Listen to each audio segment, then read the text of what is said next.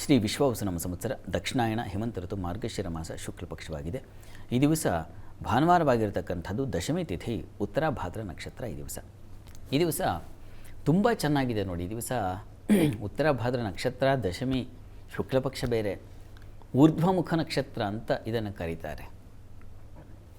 ಈ ಉತ್ತರ ಭಾದ್ರ ನಕ್ಷತ್ರದಲ್ಲಿ ಯಾವುದಾದ್ರು ಕೆಲಸ ಪ್ರಾರಂಭ ಮಾಡಿದ್ರೆ ಅದು ಊರ್ಧ್ವಗತಿಯಲ್ಲಿ, ಒಂದು ಮನೆ ಕಟ್ತೀರಾ ಅಂದ್ಕೊಳ್ಳಿ, ಬೆಳಿಬೇಕಲ್ಲ ಊರ್ಧ್ವಮುಖವಾಗಿ. ಒಂದು ಅಪಾರ್ಟ್ಮೆಂಟ್, ಒಂದು ಮನೆಗೆ ಅಂತ ನೀವು ಪಾಯ ಹಾಕಿದ್ರೆ ಅದು ಅಪಾರ್ಟ್ಮೆಂಟ್ ಆಗಿಬಿಡುತ್ತೆ. ಆ ರೀತಿಯಲ್ಲಿ ಊರ್ಧ್ವಗತಿಯಲ್ಲಿ ಬೆಳೆಯುತ್ತೆ. ಒಂದು ಸಣ್ಣ ಸಂಸ್ಥೆ ಅಂತ ಶುರು ಮಾಡಿ 10 ಬ್ರಾಂಚ್ಗಳು ಬೆಳೆದು ಬಿಡ್ತಕ್ಕಂತಹ ಸಾಧ್ಯತೆ. ಆ ರೀತಿಯಲ್ಲಿ ಆ ಮುಹೂರ್ತಕ್ಕೆ ಆ ಒಂದು ವಿಶೇಷ ಇದೆ. ಹಂಪಿ ಯಾವುದನ್ನು ವಿಜಯನಗರ ಸಾಮ್ರಾಜ್ಯ ಅಂತ ಈ ಹಿಂದೆ ಕರೀತಾ ಇದ್ದರು. ವಿದ್ಯಾರಣ್ಯ ಸ್ವಾಮಿಗಳು ದೊಡ್ಡವರು, ಮಹಾ ತಪಸ್ವಿಗಳು, ಗಾಯತ್ರಿ ಅನುಷ್ಠಾನ ಮಾಡಿ ಅವರಿಗೆ ಎಂಥ ಶಕ್ತಿ ಇತ್ತು ಅಂದರೆ ಅವರು ಹೇಳಿದ್ದು ನಡೆದು ಬಿಡ್ತಾಯಿತ್ತು. ಅಂತಹ ಒಂದು ವಿಶಿಷ್ಟವಾದ ವ್ಯಕ್ತಿ ವಿಭೂತಿ ಅಂತಾರೆ. ಆ ರೀತಿಯ ಒಂದು ಮಹಿಮಾ ಪುರುಷರವರು. ಅವರು ಒಂದು ಮುಹೂರ್ತವನ್ನು ಇಟ್ಟುಕೊಟ್ರು. ಈ ದಿವಸ ನೀನು ವಿಜಯನಗರ ಸ್ಥಾಪನೆ ಮಾಡಿದ್ರೆ ಚಿರಕಾಲ ಸ್ಥಿರಕಾಲವಾಗಿ ಉಳಿಯುತ್ತಿದು ಅಂತ.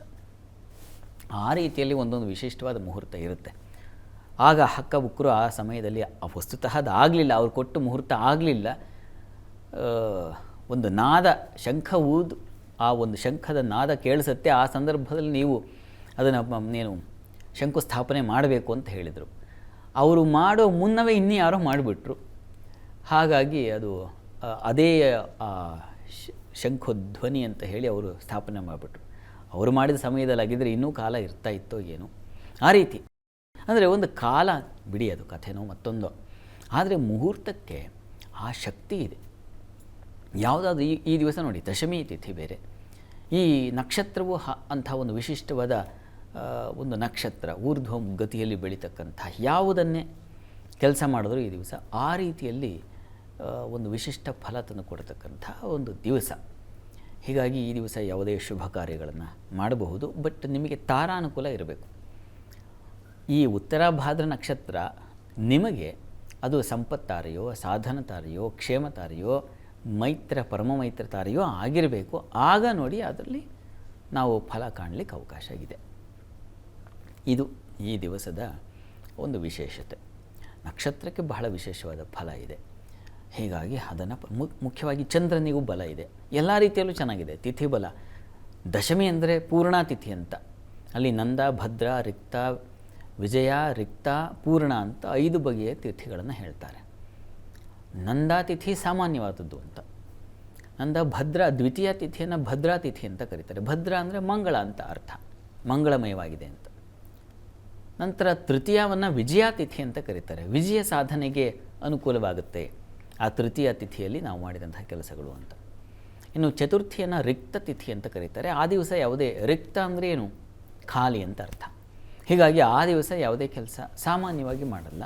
ಆದರೆ ಜನ್ಮಕ್ಕೆ ಸಂಬಂಧಿಸಿದ ಯಾವುದೋ ಆರೋಗ್ಯಕ್ಕೆ ಸಂಬಂಧಿಸಿ ಶಾಂತಿ ಇತ್ಯಾದಿ ಅವತಾರ ಅನುಕೂಲ ಇದ್ದರೆ ತೊಂದರೆ ಇಲ್ಲ. ನೋಡಬೇಕು ಯಾವ ಮುಹೂರ್ತ, ಯಾವುದಕ್ಕಾಗಿ, ಗೃಹ ಪ್ರವೇಶವ ಅಥವಾ ಯಾವುದೋ ವಿವಾಹವ, ಉಪನಯನವ, ಹೀಗೆ ಗಮನಿಸ್ಕೊಳ್ಬೇಕು.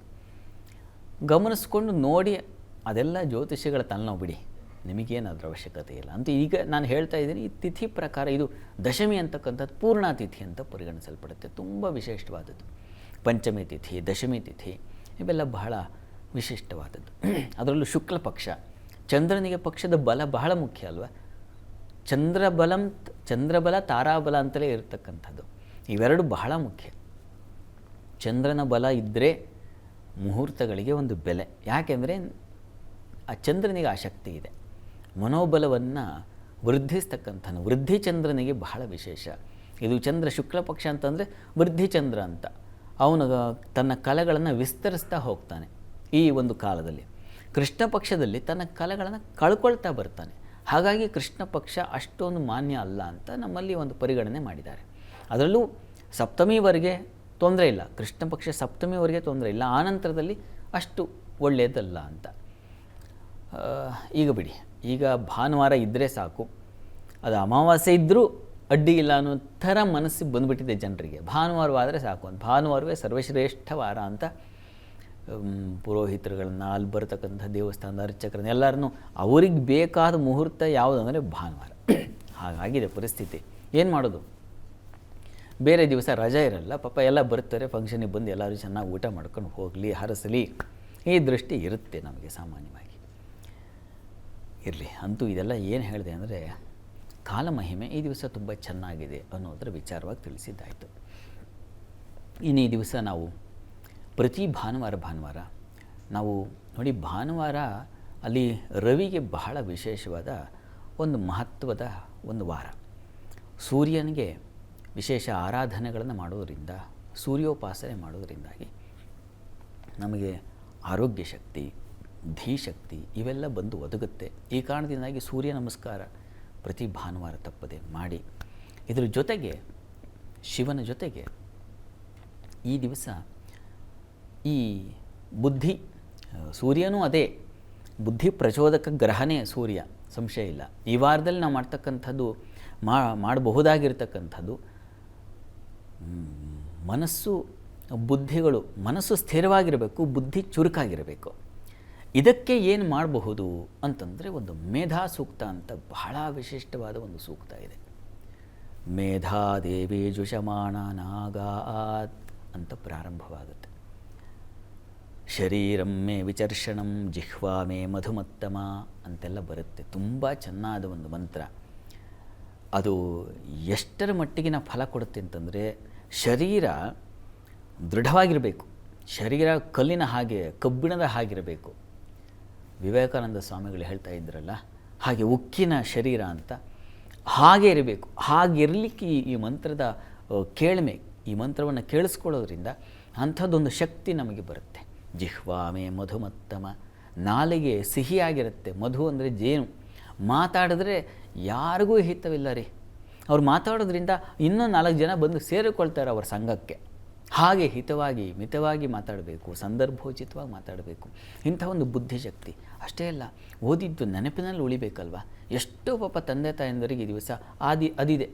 ಮಕ್ಕಳು ತುಂಬ ಚೆನ್ನಾಗಿ ಓದ್ತಾರೆ, ಆದರೆ ಎಕ್ಸಾಮ್ ಬರುವ ವೇಳೆಗೆ ಆ ಭಯ, ಒಂದು ಸಲ ಭಯ ಆವರಿಸ್ಬಿಟ್ರೆ ಎಷ್ಟು ಸಲ ಓದಿದರೂ ಮರ್ತು ಹೋಗ್ಬಿಡುತ್ತೆ. ಎಷ್ಟೋ ಬಾರಿ ನನಗೆ ಈ ಪ್ರತಿ ದಿವಸ ಅನುಷ್ಠಾನ ಮಾಡದೇ ಇದ್ದರೆ ಅದು ನಿಮಗೆ ನೆನಪಿಗೆ ಬರಲ್ಲ. ಪ್ರತಿ ದಿವಸ ನೀವು ಓದ್ತಾ ಇರಬೇಕು. ಸಂದರ್ಭವಶಾತ್ ಕೆಲವೊಮ್ಮೆ ಏನಾಗುತ್ತೆ, ಯಾವುದೋ ಒಂದು ಮುಖ್ಯವಾದದ್ದು ಮರ್ತು ಹೋಗಿಬಿಡುತ್ತೆ. ಅದು ಬರಬೇಕಾದಾಗ ಬರಬೇಕು. ಅದೇ ವಸ್ತುತಃ ಪ್ರತಿಭಾ ಅಂತ ಕರೀತಕ್ಕಂಥದ್ದು. ಎಷ್ಟು ಬಾರಿ ನಾನು ಅಂಥದ್ದು ಸಮಸ್ಯೆಯನ್ನು ಅನುಭವಿಸ್ತೀನಿ. ಶ್ಲೋಕ ಇದು ಬರಬೇಕು ಮನಸ್ಸಿಗೆ, ಅದು ತಾನಾಗೆ ಅದು ಎಲ್ಲೋ ಮನಸ್ಸಿಗೆ, ಸುಪ್ತ ಮನಸ್ಸಿನಲ್ಲಿ ಹೋಗಿ ಸೇರಿಕೊಂಡಿರುತ್ತೆ. ಅದು ಅಷ್ಟು ಬಿಡಿಸ್ಕೊಂಡು ಹೋಗಿ ಪಟ್ಟಂತ ಎದ್ದು ಬಂದು ನಾಲಿಗೆ ಪರಾ ಪಶ್ಯಂತಿ ಮಧ್ಯಮ ವೈಖರಿ ಅಂತ, ವೈಖರಿಗೆ ಬರಬೇಕದು. ಅಲ್ಲೇ ಪರಾದಲ್ಲೇ ಮಲ್ಕೊಂಡ್ಬಿಟ್ಟಿದ್ರೆ ಬಾಯಿ ಹೊಡ್ಕೊಂಡ್ರೂ ಬರಲ್ಲ. ಅದಕ್ಕೆ ಈ ಮಂತ್ರ ಬಹಳ ವಿಶೇಷವಾದ ಸಾಧನ ಶಕ್ತಿ. ಮೈ ಮೇಧಾಂ ಮಯಿ ಪ್ರಜಾಂ ಮಯಿ ಅಗ್ನಿಸ್ತೇಜೋ ದಧಾತು. ಮೇಧಾಶಕ್ತಿ ಅಂದರೆ ಧೀಶಕ್ತಿ, ಬುದ್ಧಿಶಕ್ತಿ ನಮಗೆ ಪ್ರಚೋದಿಸಲಿ, ನಮಗೆ ಬರಲಿ. ಅಗ್ನಿಯ ಹಾಗೆ, ಹೇಗೆ ಅಗ್ನಿ ತೇಜ ಅದು ಊರ್ಧ್ವಗತಿಯಲ್ಲಿ, ನೀವು ಅಗ್ನಿಯನ್ನು ಉಲ್ಟಾ ಮಾಡಿಟ್ಟರೂ ಕೂಡ ಅದು ಊರ್ಧ್ವಗತಿಯಲ್ಲೇ ಬೆಳಗುತ್ತೆ. ದೀಪವನ್ನು ನೀವು ಹೀಗೆ ಅಡ್ಡ ಇಡಿ, ಅದು ಬೆಳಗೋದು ಹೇಗಪ್ಪ, ಊರ್ಧ್ವಗತಿಯಲ್ಲೇ ಇರುತ್ತೆ. ಹೀಗೆ ನೀವು ತಲೆಕೆಳಗಾಗಿ ನಿಮ್ಮನ್ನು ಮಾಡಿದ್ರು, ಇಲ್ಲ ನಾನು ಹೀಗೆ, ನನ್ನ ಗತಿ ಊರ್ಧ್ವಗತಿಯಲ್ಲಿರ್ತದೆ. ಅಂಥದ್ದೊಂದು ಶಕ್ತಿ ಬೇಕು ನಮಗೆ, ಬುದ್ಧಿ ಅಂಥದ್ದೊಂದು ಊರ್ಧ್ವಗತಿಯಲ್ಲಿ. ಇವತ್ತು ಊರ್ಧ್ವಮುಖ ನಕ್ಷತ್ರ ಅಂತ ಬೇರೆ ಹೇಳಿದ್ನಲ್ವ.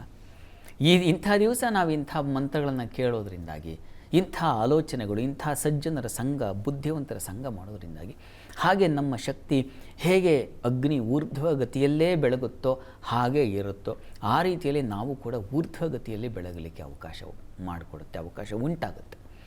ಈ ಕಾರಣದಿಂದ ಈ ದಿವಸ ಇಂಥ ಮಂತ್ರಗಳನ್ನು ನಿಮ್ಮ ಮಕ್ಕಳಿಗೆ ಕೇಳಿಸಿ, ಈ ಮಂತ್ರವನ್ನು ಕೇಳ್ತಾ ಜೇನನ್ನು ಅಭಿಮಂತ್ರಿಸಿಕೊಂಡು, ಜೇನು ಕೈಯಲ್ಲಿ ಇಟ್ಕೊಳ್ಳೋದು, ಈ ಮಂತ್ರವನ್ನು ಕೇಳೋದು ಅಥವಾ ಹೇಳಿಕೊಂಡು, ಅಥವಾ ನಿಮ್ಮ ಕೈಲಿ ಆಗಲಿಲ್ಲ, ಕಷ್ಟ ಆಗ್ತಾಯಿದೆ ಅದನ್ನು ಉಚ್ಚಾರ ಮಾಡಲಿಕ್ಕೆ ಅಂತಂದರೆ ದೇವಸ್ಥಾನಗಳಿಗೆ ಹೋಗಿ ಈಶ್ವರ ಸನ್ನಿಧಿ, ಯಾವುದೋ ನಿಮ್ಮ ಮನಸ್ಸಿಗೆ ಎಲ್ಲಿ ಮಹಿಮೆ ಮನಸ್ಸೋ ತೋಡೆ ಮಂಕುತಿಮ್ಮ ಅಂತ ಡಿ ವಿ ಜಿಯವರ ಮಾತು ತುಂಬ ತುಂಬ ಮುಖ್ಯವಾಗಿ ಮನಸ್ಸಿಗೆ ಹಚ್ಚಿಕೊಳ್ಳಿ.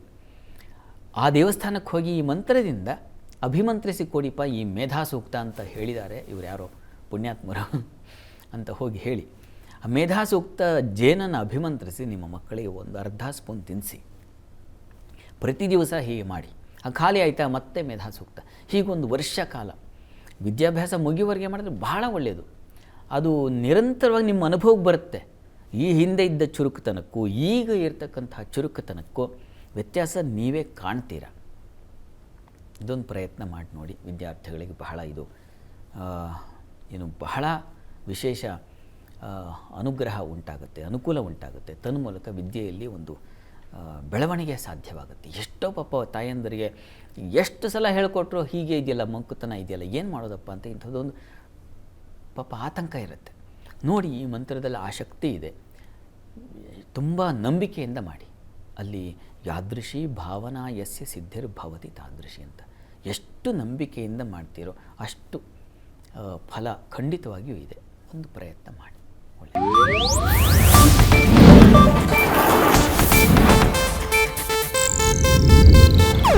ಇದು ಏಷ್ಯಾನೆಟ್ ನ್ಯೂಸ್ ನೆಟ್ವರ್ಕ್ ಪ್ರಸ್ತುತಿ.